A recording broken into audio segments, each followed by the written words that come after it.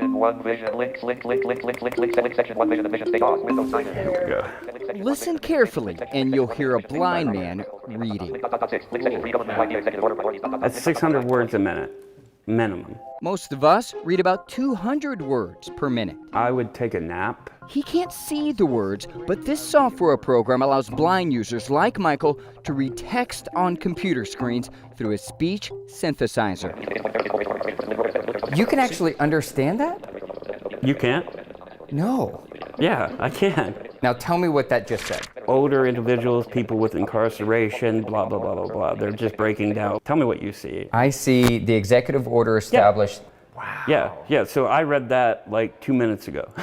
This is incredible. And this is what people are missing out by not hiring blind people.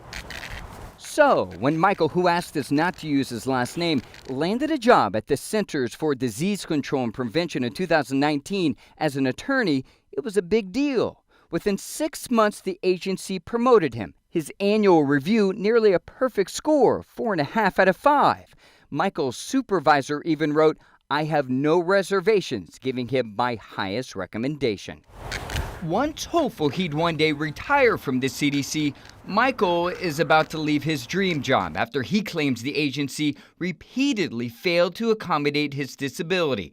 The alleged discrimination started with simple requests, like joining coworkers on work assignments. So we were supposed to go take a tour of a lab in February of 2020.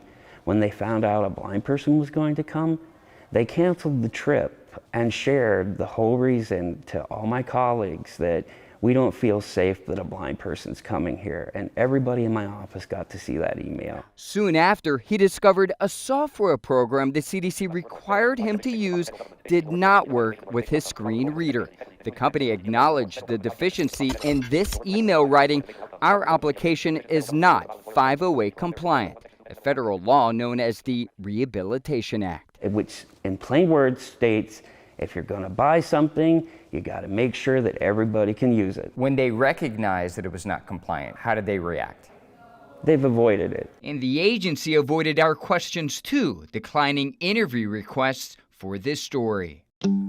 Michael's claims of disability discrimination at the CDC are not alone. I've seen them do it to so many other employees, including me. Pam Gillis is a former CDC union president.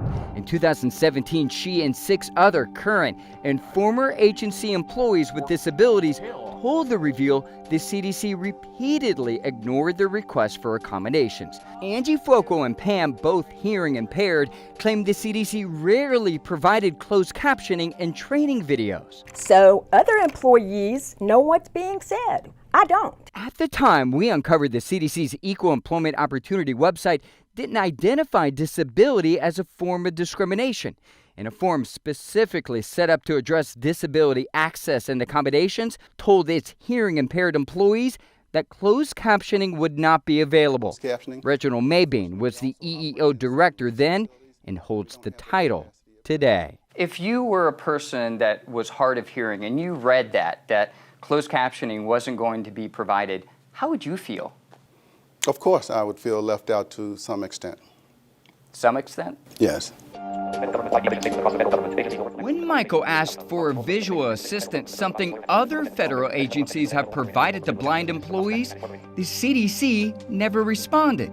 Instead, it offered him $50,000 for him to leave after he filed a disability discrimination complaint.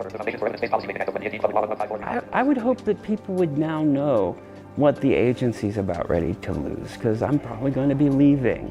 This is a big mistake. To take someone like Michael with his talent and his ability and tell him essentially, no, we're not going to accommodate you.